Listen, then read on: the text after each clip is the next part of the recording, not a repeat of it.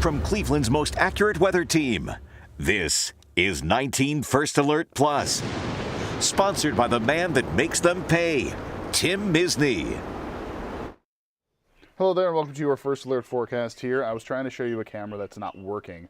Is that up now? I don't think it is. I don't think so. So then I'm showing you another camera and it's just complete darkness. So I'm going to stop showing that because that looks terrible.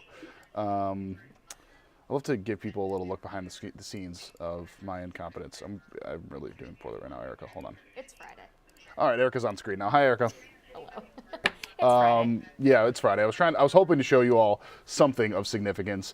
Could not do it. So now we are here, and Erica, I'm just taking a peek at the next screen there. 58 degrees, pretty decent. Yeah, I mean, for what? December 8th, that's not too bad. I mean, this would be a nice daytime high, but I mean, it's 9 o'clock at night and we're still at 58 degrees. So this is going to be a pretty nice stretch here for the next, I would say, about 12 to 18 hours or so before we really start to see some bigger changes. So with the clouds that have rolled in since earlier this afternoon, we're really not going to see a huge drop in our temperatures. Things are going to stay pretty mild overnight. We also have some nice south winds coming in, so that's really going to help to keep our temperature pretty steady, not drop a whole lot here as we head into the overnight. So that is the good news for us. We may have a couple showers on the way through early tomorrow morning, but that activity still sits well to our south. So it'll be some time before we really start to see really those bigger changes working back in until we get into tomorrow afternoon. So a quick look at your future view. I'm going to kind of skip forward through tonight because there's not a whole lot that happens through the overnight, but a couple spot showers possible first thing in the morning.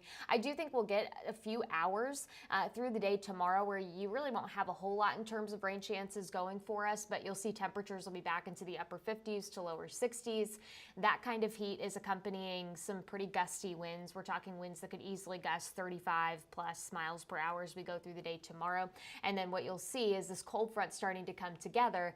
And yes, there is some consensus that we may have some shower and thunderstorm activity to accompany it. Right now, we're not outlooked for any severe weather for tomorrow. It is a first alert weather day, mainly for this potential for rain as we go into the second half of tomorrow and the wind.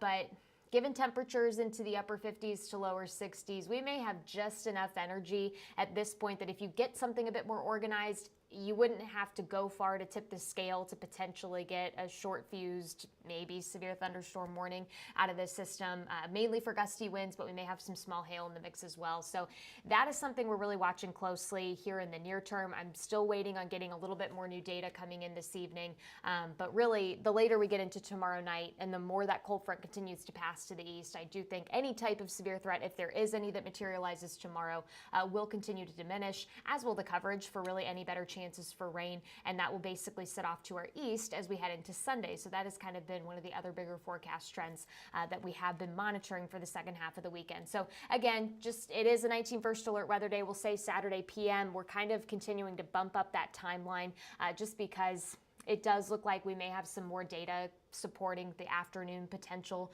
for some storms, and that is something we're going to have to watch pretty closely as we go through the day tomorrow. All right, Erica, going to take a quick break, come back. Look at that 7-day. Can I find this video? I can. I've represented families just like yours for over 4 decades. Listen, if you need me, call me. You know I'll be there for you, and I'll make them pay. In the meantime, I'll keep an eye out for you. All right, Erica, we're back. All right, so here's your 7-day forecast. Again, you can see the alert day kind of spread between Saturday and Sunday.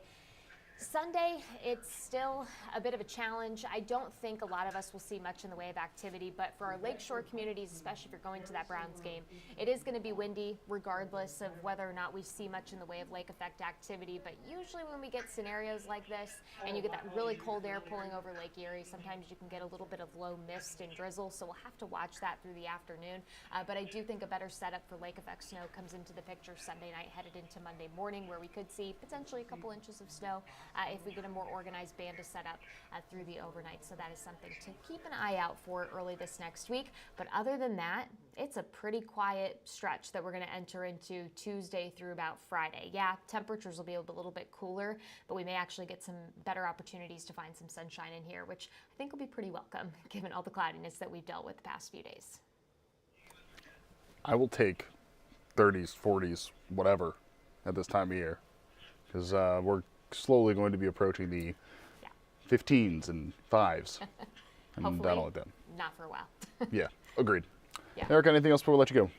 I don't think so. Just if you have that 19 First Alert weather app, it's going to be a great tool tomorrow. Just because we're tracking so many different changes that are working into this forecast, and we've seen data changing so drastically, even just in 12-hour to 24-hour increments. So I'd keep a really close eye on the forecast, especially if you have to be out and about tomorrow afternoon. Erica Page, thank you so much. We'll see you coming up at 19 News. Sounds good. See you then. And that is it for your Facebook forecast. 19 News, 10 o'clock, the CW, 11 o'clock, CBS. 19 News, now streaming on Samsung Smart TV. Search for channel 1035.